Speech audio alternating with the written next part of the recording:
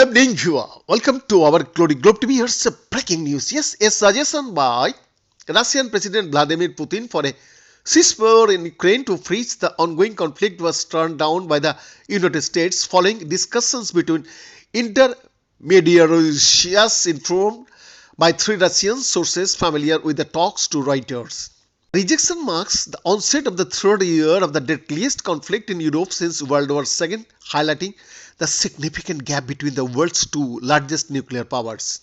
Putin communicated signals to Washington in 2023, both publicly and through intermediaries, indicating his readiness to consider a ceasefire in Ukraine, as stated by Russian sources.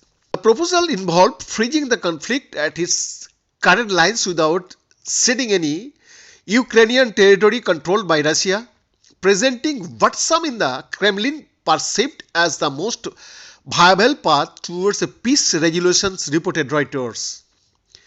However, that attempts to initiate discussions were unsuccessful, with the United States expressing a refusal to engage in talks that did not involve Ukraine, according to Russian sources.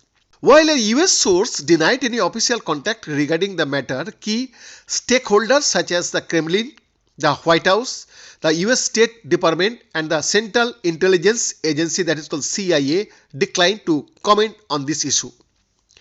Despite unofficial tracks, second conversations among non-governmental Russians, the US has remained consistent in refraining from back-channel discussion with Russia, particularly without the inclusion of Ukraine in the talks, reaffirming its stance through diplomatic channels, as per Reuters. With no apparent willingness from the United States to entertain the ceasefire proposal without Ukraine's involvement, the prospects of further dialogue between the two nations on the matter seem bleak, indicating the continuation of ongoing conflict. Business report, Glory Globe TV, Delhi, Bharat.